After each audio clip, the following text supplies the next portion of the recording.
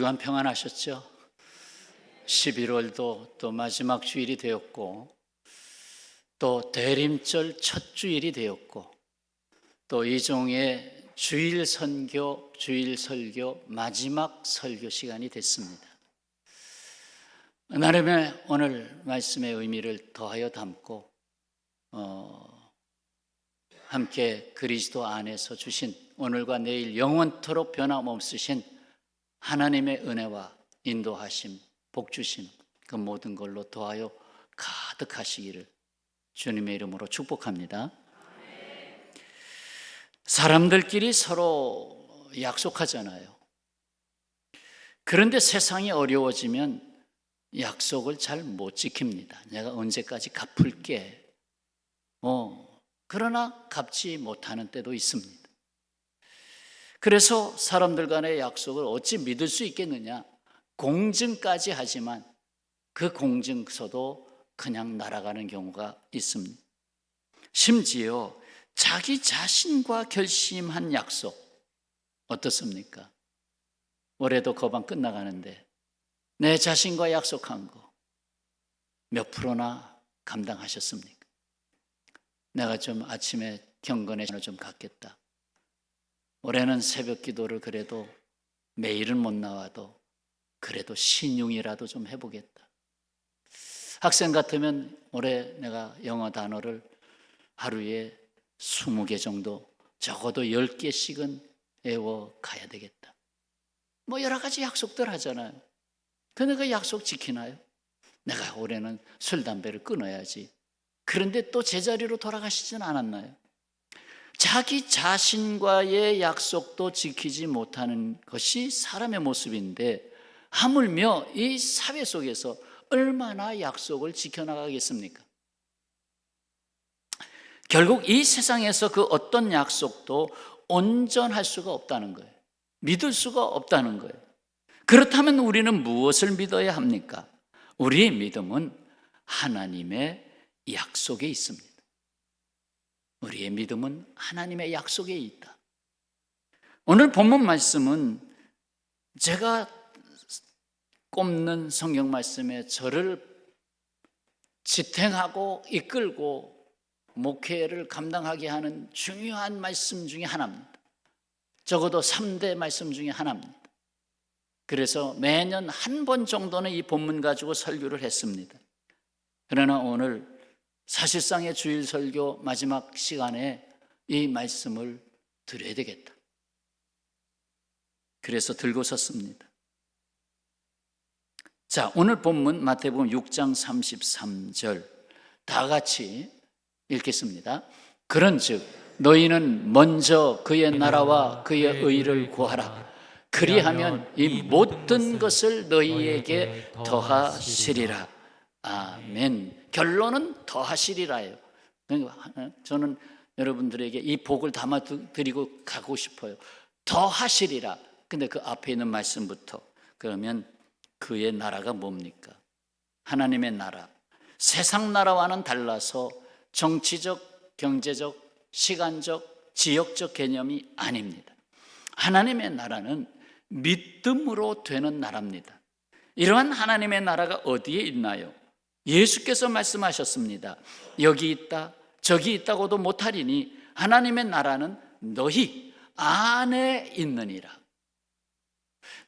내 안에 계신 주님, 너와 나와 사이에 계신 주님, 그리고 좀 더 크게 너희 교회 공동체 안에 계신 주님. 그리고 예수께서는 주 이렇게 기도하라고 가르치면서 하나님의 나라가 임하시오며 하나님의 나라가 임하도록 기도하라고 했습니다. 우리 그리스도인은 하나님 나라 시민권을 가졌습니다.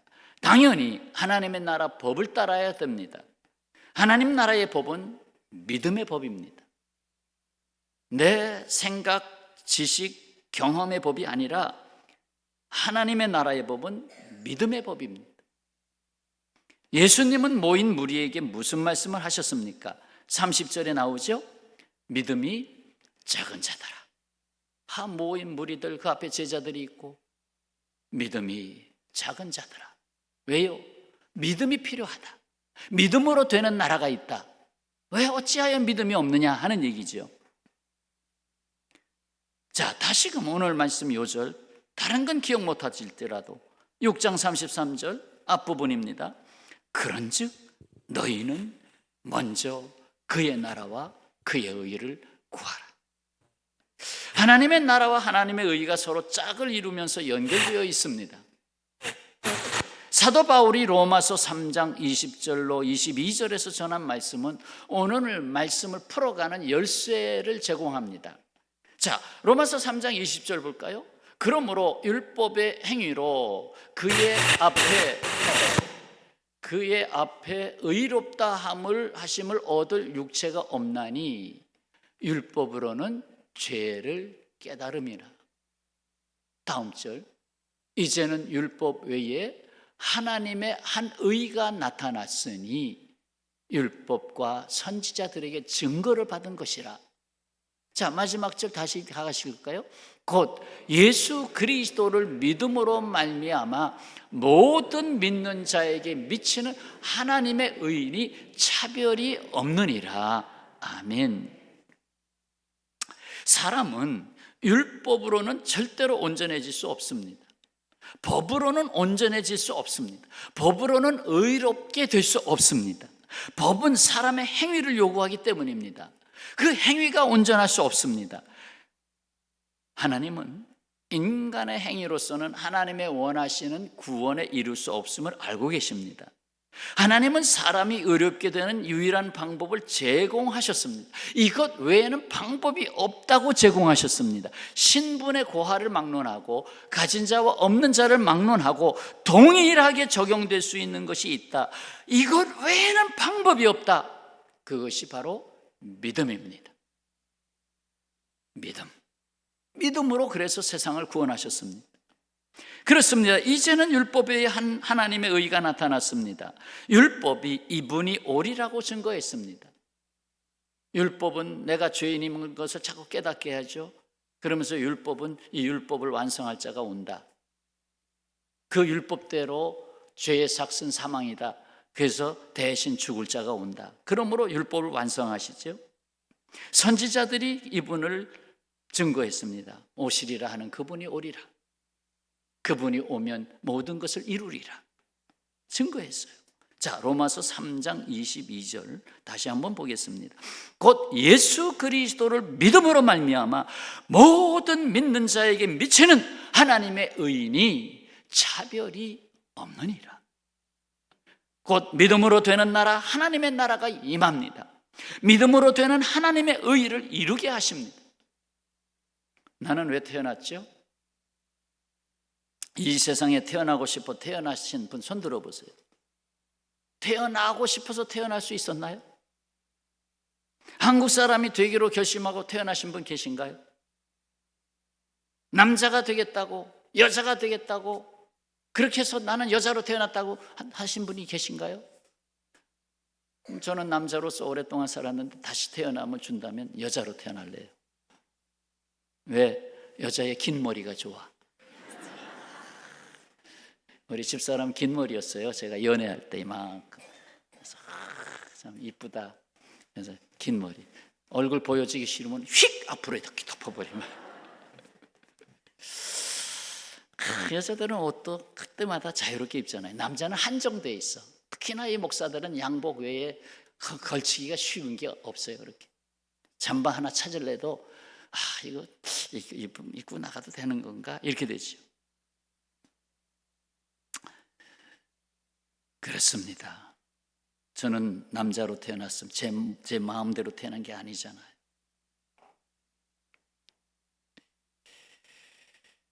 사람이 아무리 노력해도 자기 자신이 난 어떻게 태어난지를 알 수가 없고 예수 그리스도로 말미암아 비로소 그래서 내가 태어났구나.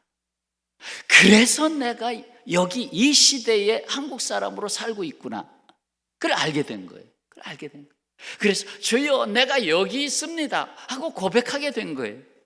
어느 흑인 목사님의 고백이죠. 사실 미국에서 흑인의 존재란 보잘것없는 차별받는 사람입니다. 백인이 그렇게 생각할 뿐만 아니라 흑인들도 스스로 그렇게 생각해요. 왜? 원조가 노예 아니에요. 노예로 살다가 그래도 시민이 됐는데 자기네들도 차별받는 것을 어쩔 수 없다고 생각하는 거예요. 그러나 하나님을 믿게 된 후로 그가 발견한 중요한 것이 있습니다. 뭐냐 하면 하나님이 나를 알고 계신다는 것입니다. 아, 주님이 나를 알고 계시는구나. 내가 왜 세상에 태어났는지 하나님이 알고 계시는구나. 자신을 알고 계신 하나님을 믿었더니 자신에 대한 존재와 가치를 발견하게 됐다는 것입니다. 저도 그래요.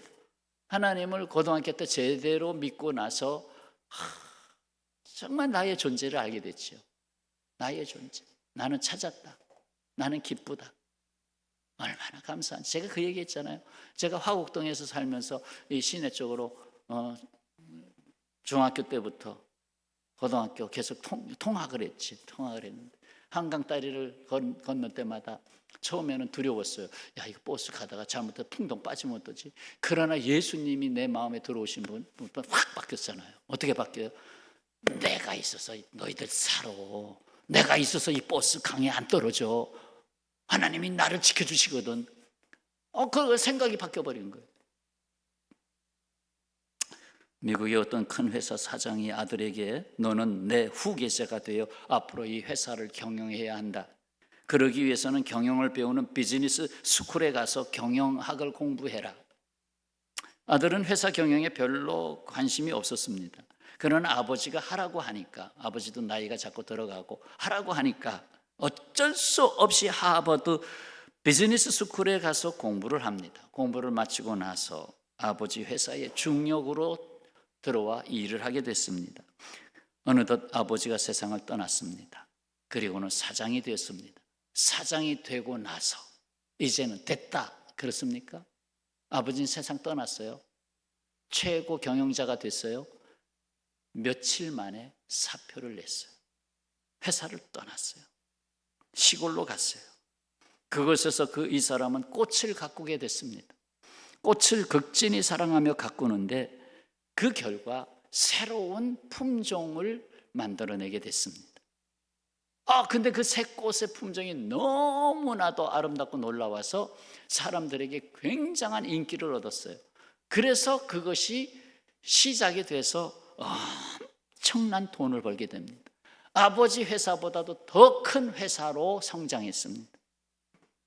그가 처음에 돈을 벌려고 꽃을 가꾼 것은 아닌데 자기 안에 은사, 하나님이 주신 은사, 저도 뭐 이렇게 만들고 뜯어 고치고 그런 은사는 아주 대단하거든요.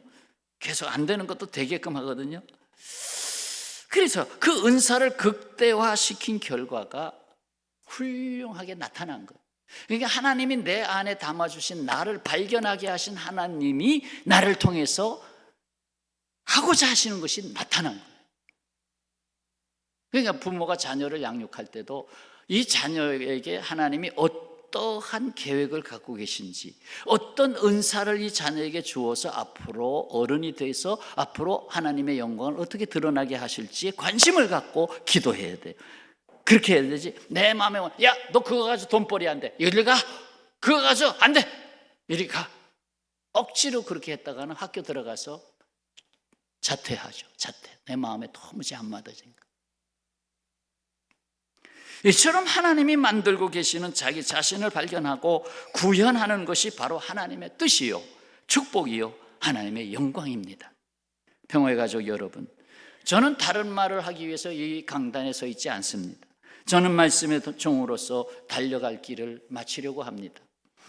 최근 몇 주에 걸쳐서 전한 말씀이 있어요. 꼭 전해야 하겠다는 말씀이었죠. 그 핵심은 이런 것이었습니다. 하나는 하나님이 하신다는 것. 번동평화교회 하나님이 하신다. 하나는 내가 마중물이 되어야 된다. 마중물은 내가 마시려고 하는 물이 아니에요. 펌프에 물이 다 내려간 그 작두 그 펌프에 물을 넣으면서 그게 마중물이잖아요. 나를 다 쏟아부어야 새 물이 콸콸콸콸 나오는 마중물, 섬김, 마중물이 되자. 그리고 오늘 오직 하나님의 나라와 그 일을 위하여 믿음으로 살자. 오직 믿음으로 된다.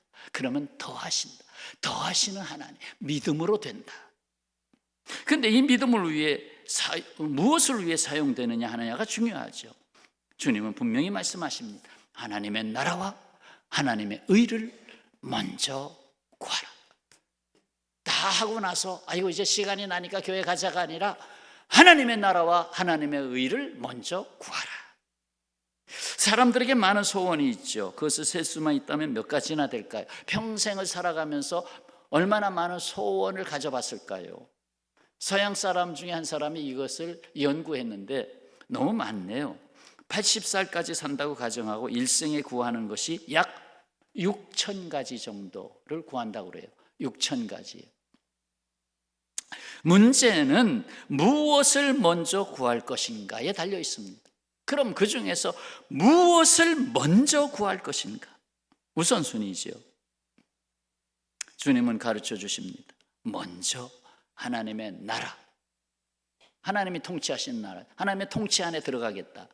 그리고 하나님이 의롭게 하신 그 하나님의 의 안에 들어가겠다.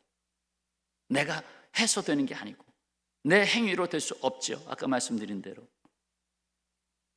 왜요? 여기에는 약속이 들어 있습니다. 사람들은 사소한 것을 구하는데 평생을 바치기도 합니다. 먹을 거, 입을 거, 마실 거, 누릴 거 평생 구하다가 평생을 마칩니다. 그런데 주님이 주시는 약속에는 그 사소한 것까지도 더해 주시겠다는. 제가 그 말씀을 언젠가 드렸잖아요. 내가 하나님의 일을 하면 하나님은 나의 모든 일을 하신다. 바꿔서 살자. 나는 하나님을 위해서 살자. 그러면 하나님이 나를 위해서 모든 것을 하신다. 아멘이죠. 자, 마태복음 6장 33절 마음에 새겨넣어야 할 말씀 다시 한번 다 같이 읽읍시다. 그런즉 너희는 먼저 그의 나라와 그의 의를 구하라. 그리하면 이 모든 것을 너희에게 더하시리라. 그리하면 때문에 지금 이 말씀을 전하고 있습니다. 그렇게 하면, 이 먼저를 지키면 모든 것을 너희에게 주겠다. 하나님 우리를 이 세상 모든 염려에서 해방시키시려고 예수님을 보내셨습니다. 마태복음 6장 오늘 31절 말씀에 염려하여 이르기를 무엇을 먹을까 무엇을 마실까 무엇을 입을까 하지 마라. 이는 다 이방인들이 구하는 것이다. 이것을 다 하나님이 아신다. 그리고 34절 그러므로 내일을 위하여 염려하지 말라. 내일 어떻게 살지? 오늘도 힘들었는데 내일 어떻게 살지? 염려하지 마라. 마귀는 그리스도인의 삶에 염려라는 전염병을 퍼뜨립니다. 이스라엘 백성이 애굽에서 나와서 가나안 땅으로 들어갈 때 어떻게 하면 저들을 무너뜨릴까? 마귀는 간단했어요. 저들에게 염려를 심어주자. 그러면 되는 거예요. 저 가나안 땅에 거인족이 산대. 굉장히 크가 큰 사람들이 산대. 저 사람들은 굉장히 무기도 발달돼 있고 우리는 뭐야? 아무것도 없잖아. 이거 어떻게 하지? 저들 앞에 가서 다 죽는 거 아니야? 그리고 지금 이 광야 길을 건너가다가 목말라 죽겠다. 전부 염려 아니에요. 염려를 싹싹싹싹 다 집어넣는 거예요. 힘을 빼지요. 애굽으로 뒤돌아보게 하죠. 하나님의 약속은 앞으로 가라고 하는데 염려는 뒤를 돌아보면서 아이고 이거 어떻게 지금까지 산 것도 힘들었는데. 그럴수록 더욱 기도합니다. 기도는 하나님의 의를 구하는 적극적인 일입니다. 감옥에 갇혀있던 사도 바울이 성도에게 편지를 보냈죠. 아무것도 염려하지 말고 오직 모든 일에 기도와 간구로 너희 구할 것을 감사함으로 하나님께 아뢰라. 왜 감사해야 돼요? 하나님이 하시니까. 어찌 염려와 근심거리가 평생 동안 없겠습니까? 그러나 그리스도인은 염려를 믿음의 기도로 바꾸는 사람입니다. 염려가 올 때 믿음의 기도로 바꿔야지. 믿음의 말씀을 펴야지. 말씀과 기도로 거룩하여진다. 구별해낸다. 슈바이처는 현대 크리스찬을 이렇게 비유했습니다. 아프리카에는 물 없는 강이 많다. 모래 언덕 사이로 겨우 명맥을 유지하며 흘러가는 강물을 보면 이거 저게 강이야? 붙이기가 민망할 정도다. 오늘날 크리스찬들도 물 없는 강처럼 억지로 흘러가는 신앙생활, 메마른 정신, 형식과 전통만 겨우 유지하는 교회를 많이 본다라고 말했습니다. 그러나 하나님은 만유를 창조하시고 만유 가운데 계신 분입니다. 그 만유를 통해서 일하시는 분입니다. 믿음의 나라에 초대받은 여러분, 약속의 말씀을 믿음으로 부여잡고 기도의 불을 붙이시기 바랍니다. 그 불로 염려, 더미는 불살라버리고 도리어 감사와 찬송의 더미가 충만해지기를 축원합니다. 결국 하나님께서 약속을 이루시지 않아요? 이렇게 그리하면 이 모든 것을 너희에게 더하시리라. 아멘. 내가 더하는 것이 아니라 하나님께서 더하시는 것입니다. 성도 여러분, 예수님은 세상의 염려로 찌든 사람들에게 그 모여있는 그 자리에서 염려하지 마라. 먼저 하나님 나라와 하나님의 의를 구하라. 그리하면 너희가 믿음으로 구하는 모든 것을 하나님이 더하시리라 말씀하신 거예요. 정말 염려라는 수렁에 빠지지 마시기 바랍니다. 하나님이 먼저가 되고 내가 나중되고 있는지 점검하시기 바랍니다. 하나님이 하시는 일이 더딘 것 같아도 왜 안 되지? 더딘 것 같아도 보이지 않는 것 같아도 결국에는 더 온전하게 영광스럽게 하십니다. 꿈꾸는 사람 요셉의 인생이 그랬지 않습니까? 광야로 나간 모세의 인생이 그렇지 않았습니까? 있어도 좋고 없어도 좋은 말째 아들 다윗이 그랬지 않습니까? 내일이라는 두 글자를 풀었으면 레일, 내일을 풀었으면 오는 날이죠. 오는 날이 내일 아니에요. 오는 날, 내일이 있다, 오는 날이 있다. 이렇게 오는 날은 주님께서 주시는 날 아닙니까? 주님의 약속 가운데 거하시는 성도 여러분, 오늘은 주님이 오심을 고대하는 대림절 주일입니다. 오늘은 내일을 영접하는 소망의 날입니다. 축복의 날입니다. 하나님의 나라를 이루는 날입니다. 기뻐하시기 바랍니다. 율법이 요구하는 행위로는 불가능한 것을 믿음으로 이루시기를 바랍니다. 하나님이 주신 약속을 하나님이 이루십니다.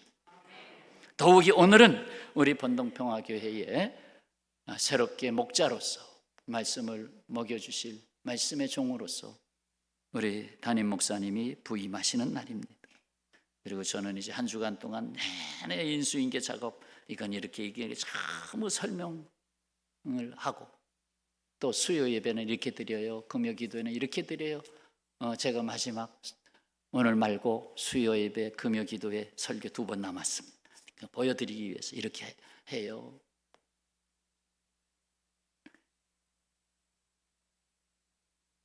성도 여러분, 주께서 말씀으로 약속을 주시고 또 새로운 목자를 통해서 말씀을 주실 겁니다.